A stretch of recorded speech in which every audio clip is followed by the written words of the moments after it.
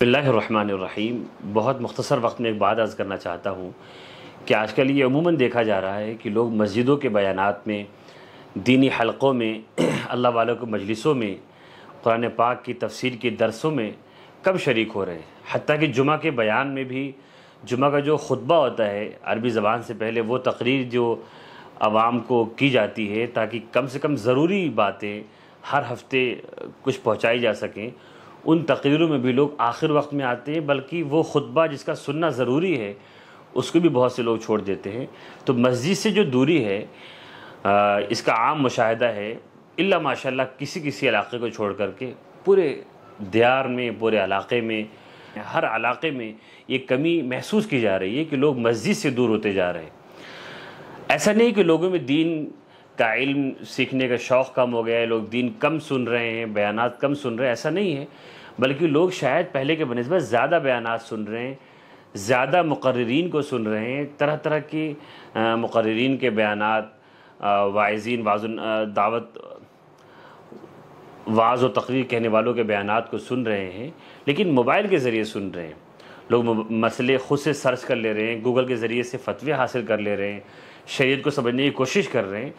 تو اچھی خاصی تعداد ایسے جو دین کو سمجھنے کی کوشش کر رہی ہے۔ شاید پچھلے کچھ زمانے کے بنسبت اس زمانے میں زیادہ دین کو پڑھا جا رہا ہے، لیکن موبائل کے ذریعے پڑھا جا رہا ہے۔ تو جو آج کل لوگوں کی ذاتی زندگی میں جو تبدیلی نہیں آ رہی ہے، گناہ چھوٹ نہیں رہے ہیں، توبہ نہیں عام ہو رہا ہے جو پہلے ہوا کرتا تھا، اس کی وجہ یہ ہے کہ ہم دین کو صحیح ذریعے سے حاصل نہیں کر رہے ہیں۔ یقیناً بے شک موبائل کے ذریعے علم حاصل ہو سکتا ہو، لیکن جو نور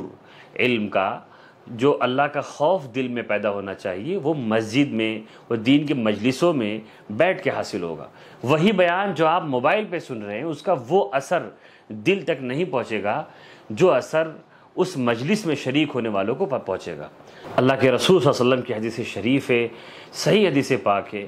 ارشاد فرمائے کہ مجتمع قوم فی بیت من بیوت اللہ یتلون کتاب اللہ ویدارسونہ بینہم الا نزلت علیہم السکینہ وغشیتہم الرحمہ وحفتہم الملائکہ وذکرہم اللہ فی من عندہ۔ اللہ کے رسول صلی اللہ علیہ وسلم کا ارشاد گرامی ہے کہ جب کچھ لوگ اکٹھا ہو کر، مل کر، کسی بھی اللہ کے گھر میں، کسی بھی اللہ کی مسجد میں بیٹھ کر کے، کسی بھی جگہ بیٹھ کر کے اگر اللہ کی کتاب کا تذکرہ کرتے ہیں، اس کی تلاوت کرتے ہیں، اس کا درس لیتے ہیں، اس کے درس میں شریک ہوتے ہیں، تو اللہ تعالیٰ کی طرف سے ان پر سکینہ نازل ہوتا ہے، ان پر سکون کی بارش ہوتی ہے، رحمت، اللہ تعالیٰ کی رحمت کی چادر ان کو اپنے آغوش میں لے لیتی ہے، ان کو فرشتے، رحمت کے فرشتے گھیر لیتے ہیں، اور اللہ تعالیٰ ان لوگوں کا تذکرہ اپنے پاس کے فرشتوں میں کرتے ہیں، آسمانی دنیا پہ کرتے ہیں، یعنی اللہ تعالیٰ ان کو مقبول بنا دیتے ہیں۔ یہ حدیث صاف اس بات کی گواہی دیتی ہے کہ جب مجلس میں انسان شریک ہوتا ہے تبھی اس کو بلا واسطہ فائدہ حاصل ہوتا ہے۔ وہ ڈائریکٹ استفادہ، جس سے خوف پیدا ہو خدا کا، جو کہ مقصود دینی علم کا، جس سے گناہوں سے کو چھوڑنے کا جذبہ مضبوط ہو، نیت بلند ہو، عزم پختہ ہو، وہ مجلس میں شریک ہو کر ہوگا۔ لہٰذا اگر کوئی شخص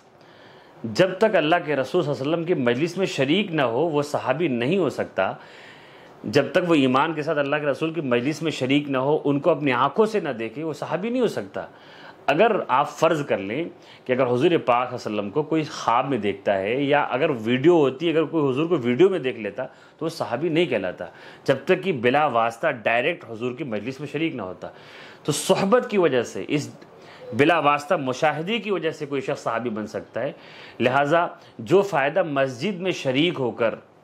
بیان سننے میں ہے، اور انسان مسجد میں اگر بیٹھا ہوا ہے اور بیان ہو رہا ہو، واعظ ہو رہا ہو، درس ہو رہا ہے، اور وہ توجہ بھی نہیں لگا پا رہا ہے، پھر بھی وہ آدمی ناکام نہیں ہے، اسے نور ضرور ملے گا، اس کے اندر اللہ تعالیٰ کچھ نہ کچھ اثر ضرور ڈالیں گے۔ حدیث شریف میں کہ لا یشقی بہم جلیسہم، کہ دینی محفلوں میں بیٹھنے والا کوئی بھی شخص ہو، وہ کبھی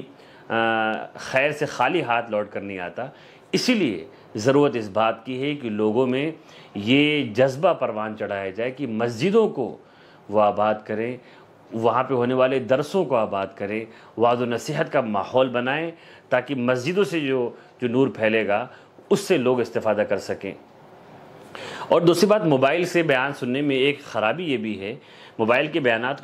کو سننے میں کو بند نہیں کرنا ہے۔ بہت سے طبقہ نوجوانوں کا ایسا ہے جو مسجد تک نہیں پہنچ سکتا، ان لوگوں کے لیے موبائل کے ذریعے، انٹرنیٹ کے ذریعے، یوٹیوب کے ذریعے، دیگر ذرائع سے باتیں پہنچائی جا رہی ہیں اور پہنچائی جانی چاہیے۔ لیکن بات ان لوگوں کی ہو رہی ہے جو مسجد میں جا سکتے ہیں، جو جا رہے ہیں، پھر بھی مسجد کے واعظ میں شریک نہ ہو کر موبائل سے علم دین سیکھنا چاہتے ہیں۔ موبائل سے بیان سننے کا ایک نقصان یہ بھی ہے کہ انسان ایک بیان سنتا ہے، ایک اثر لیتا ہے، لیکن فوراً اس کے بعد وہ اسکرول کرتا ہے ویڈیو کو اور دوسری ویڈیو دیکھتا ہے، اس میں دوسری باتیں ہوتی ہیں، دنیاوی چیزیں دیکھ لیتا ہے، تو جو ایک اثر پیدا ہونا چاہیے تھا وہ اثر فوراً زائل ہو جاتا ہے۔ لہٰذا آپ نے کتنے لوگوں کو دیکھا ہوگا جو موبائل میں بیان سن کر صبح تہجد میں اٹھ جاتے ہوں، یا فجر ہی نمازیں پڑھ لیتے ہوں، یا زندگی میں تبدیلی آتی ہوگی۔ یہ علمی فائدہ تو ہو جاتا ہے، معلومات بڑھ جاتی ہے، لیکن دل بدلتا ہوا ہم نے کم سنا ہے، کسی کا دل بدلا ہو، کسی کی زندگی بدلی ہو۔ اسی لیے یہ بات میں عرض کرنا ضروری سمجھتا ہوں۔ السلام علیکم ورحمۃ اللہ وبرکاتہ۔